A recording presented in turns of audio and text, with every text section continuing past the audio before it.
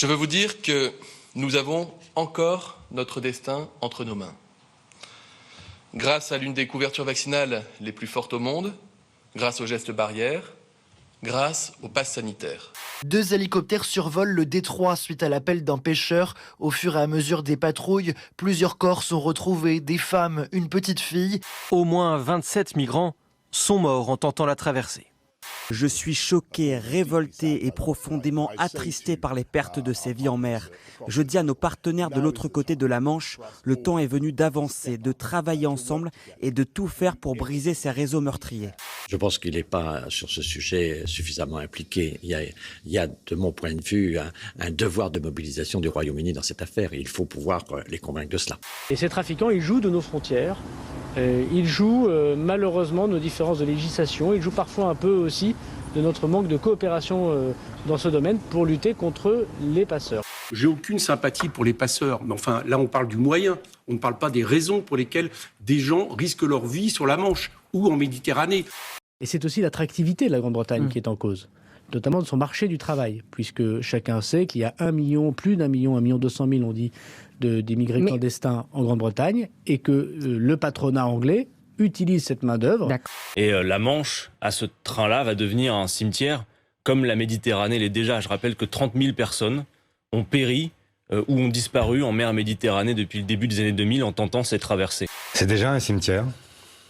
Et c'est vrai qu'on parle de 27 par pays de l'Union européenne. C'est dire peut-être aussi la faiblesse de notre capacité d'accueil aussi de ces gens.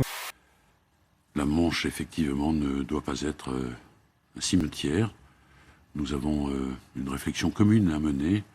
Et à l'issue de cette réflexion, je pense qu'un certain nombre d'annonces seront faites. Et vous comprendrez, bien sûr, qu'à cet instant, il est prématuré pour moi d'en dire davantage.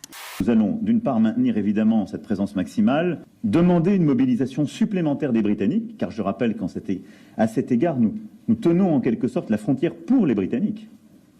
Et que toutes ces femmes et ces hommes ne veulent pas l'asile en France.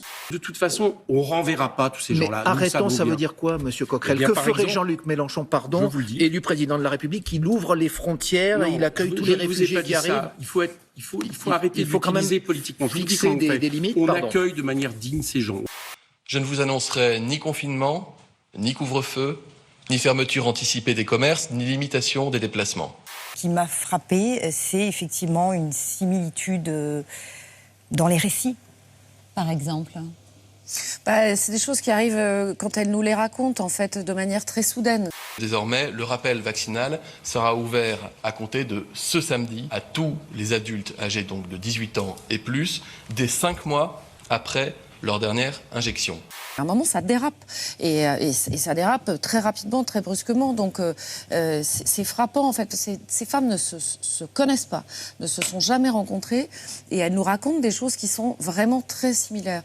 Nous réduisons à 24 heures la durée de validité de ces tests PCR et antigéniques qui donnent accès au pass sanitaire pour celles et ceux qui, parmi vous, n'êtes pas encore vaccinés. Donnez aussi la parole à des victimes d'effets secondaires comme le font d'autres médias. On le fait, vous inquiétez pas. Le 32-16 est ouvert à tous et c'est justement... Parce qu'il y a parmi des jeunes des myocardites. Dans les minutes qui ont suivi votre intervention et celle de Jean-Michel Blanquer ce midi, des centaines de milliers de personnes ont tenté de prendre rendez-vous. Des millions. Ouais.